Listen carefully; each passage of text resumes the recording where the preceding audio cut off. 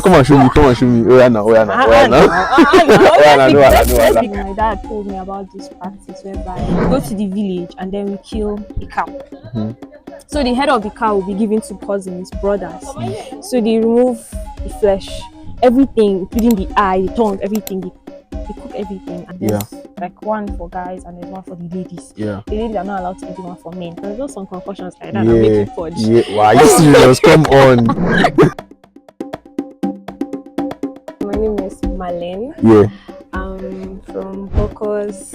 My tribe, Plateau State. Do you have any idea about the origin of your people, how they originated, from where they were before to come and settle where they currently are? I honestly don't know much, but from the little I know we're part of Nasarawa, or Nasarawa was part of us before. And then something happened. I can't remember if it was a war or something else, but I know got separated and then settled there. As brief as that. Do you have any idea, some kind of like traditional practices that you guys do in your culture, either before or now that is still existing? Something that is still existing. So recently my dad told me about this practice whereby when someone in the family is about to wed, let's say lady, guy, anyone's about to wed, go to the village and then we kill a cow. So the head of the cow will be given to cousins, brothers. So they remove the flesh, everything, including the eye, the tongue, everything. They cook everything and then they make our tribal food. It's called bubal. Oh, cool, makes sense. Yeah, it's like just meat and just some concussions like that that make you purge. Wow, are you serious? Come on.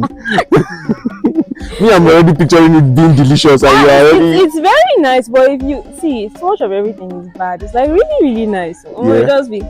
Okay. So based on stance, so prepare it and then everybody sit down in a circle. Put it in like a big bowl. Picking one and passing it around until everything is finished. And we give you like a skewer, so you just like put it in. And then it's your choice to eat it there or you take it home to your wife and kids. Mind you, women are not allowed to participate in this. It's only guys. So it's taboo for women to participate. And also we have these beans, local beans. It's also like it's shangam. They make it the same way with bubal, but then this is like with beans instead of meat. So that one. There's one for guys also. During wedding, there's like one for guys and there's one for the ladies. The ladies are not allowed to eat the one for men. I don't know why I'm eating it and it's very tasteless. Maybe that's why. But do you have any idea how you guys do your kind of like traditional dance? Like how do you do it, man? I'm ready to dance, man. I want to learn something. Let me tell you something. It's like the kids are not meant to dance. I know the dance, but I cannot do the dance. So it's from here. Let me hold your back.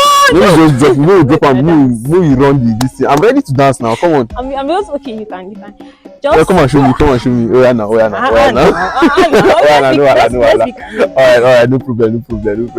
Let's continue. You don't have to dance. No problem. Let's keep that one. Let's keep that one. Okay, describe it then. Okay, so it's like movements. It's like okay, show us now. I'm doing the chaka. So what do you think are some reasons why people don't really know how to speak their language? What do you think, or your own opinion? For me, in my own household, my parents are from two different tribes, so it's like confusing in a way. Because you don't know which one to settle for, basically. And also, most parents these days are trying to detach their children from like their village cultural practices due to like different reasons, their own personal reasons. So that's what I feel. How would you say civilization has affected our culture today, either negatively or positively? In every situation there are like pros and cons now. Of course. So positively, it's nice that we're not like half naked at this point in time. And also the fact that we get to communicate with each other, because I'm sure you're from different tribes, so that's a very positive aspect of civilization. But then on the other hand, it's sad that most of us, people giving birth, you rarely find someone in like from 2005 downwards, in fact from 2000, that can speak their language. In most households, people that can actually do that are people with both parents from the same place. But for me now that my parents are from different places, it's hard to learn from both sides. And then you find out that parents don't really encourage it, like except if your parents are like really traditional. But for modern parents, they don't really encourage, okay, speak your tribe, go to your village often, because Now in Plateau, sef, for example, in Plateau, now villages are not safe. Nowhere is safe, so do not really encourage it. And then it's actually killing the culture. Because what will I teach my children? Yeah. If their father doesn't know anything, don't know anything, we are basically English at this point. True. So that's one thing. That's one aspect that's paining me. Because when all these your Asian days uncles come and then they are speaking for you tribe, what do you say? You just be looking at them, all confused, and you don't know what to say. Yeah. Like, give me 5 shout outs to anybody who you want to shout out to. Okay, to my mama, Stephanie. Hi. Is that your mom? No, that's okay. my baby face. Alison, hi. Sharp. And 2 down. Short rats, you know yourself. Short rats. My younger brother. Hi. Chief. Yeah. I don't know. Mimi, how far? Mimi. Okay. Who again? Myself. Yourself. Correct. All right. Thank you so much. For your time. I really appreciate it.